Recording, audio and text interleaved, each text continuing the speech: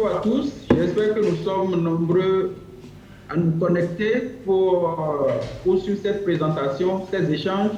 Le 8e café numérique de la Chambre de commerce et d'industrie du Bénin vient ainsi de commencer ce vendredi 5 juin 2020. Face à la pandémie du coronavirus, beaucoup d'entreprises sont financièrement touchées et se retrouvent parfois dos au mur. Comment gérer sa trésorerie en période de crise est le thème choisi par la CCIB afin d'aider les PME et PMI du Bénin à mieux tourner leurs économies. La présentation faite par l'expert comptable Corentin Tchenkun apporte quelques astuces aux chefs d'entreprise dans les moments difficiles comme la Covid-19.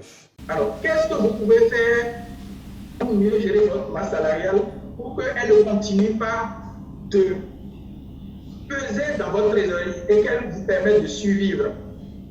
Alors, l'option du chômage technique est une des options à analyser pour les salariés non indispensables. Parce que c'est à ce moment qu'on fait le tri. Est-ce que sans ce salarié, je peux continuer à travailler ou pas? Il faut scanner l'effectif de l'entreprise. Qui sont les employés juniors ou les stagiaires qui réellement sont là en formation mais qui ne contribuent pas ou qui ne produisent pas? Il faut faire le point et se prononcer de façon objective là-dessus. Et également échanger avec les personnes concernées. Les seniors qui définitivement contribuent de façon significative à la productivité de la société, vous ne pouvez pas vous séparer d'eux.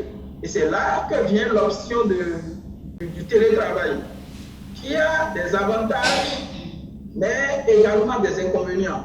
Les avantages sont ceux-ci. À partir du moment où vos seniors, vous les envoyez en télétravail, vous faites une économie en SPE, comme je l'ai dit, en charge d'électricité, parce que désormais les locaux ne seront plus occupés, la crise ne sera plus allumée. Vous faites une économie en eau, vous faites une économie en dépréciation du matériel qu'ils utilisaient quand ils venaient au travail.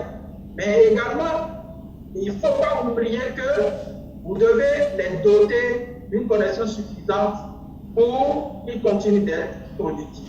L'inconvénient, c'est quel est vraiment le niveau de senior de cette staff-là pour vous donner l'assurance qu'une fois à la maison, bien que n'étant pas au boulot, ils vont continuer à être productifs. Hormis ces mesures exceptionnelles en décaissement et en masse salariale, l'expert comptable revient sur les crédits bancaires afin de négocier les échéances de créances avec les banques. La troisième ligne de décaissement que nous avons identifiée, ce sont les crédits bancaires. En tant que chef d'entreprise, il vous est arrivé de solliciter l'accompagnement des banques qui vous ont fait confiance et vous ont permis d'accroître votre capacité de production, votre stock, ou vous agrandir.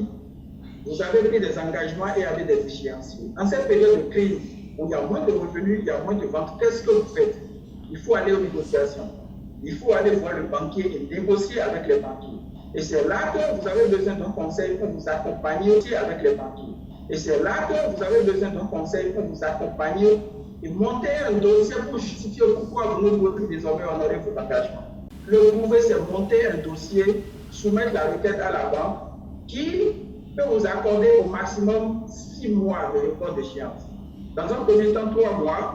Et si ça continue, renouvelable une fois. Mais ça ne peut pas excéder 6 mois. Donc, pour bénéficier de cette facilité-là, il faut vous faire accompagner. Il faut déjà être au courant qu'il y a cette possibilité qui existe et solliciter votre conseil pour le montage du dossier. Justifiez clairement que depuis décembre, tout au moins, vous n'arrivez plus à importer. C'est seulement quand vous importez que vous avez du stock.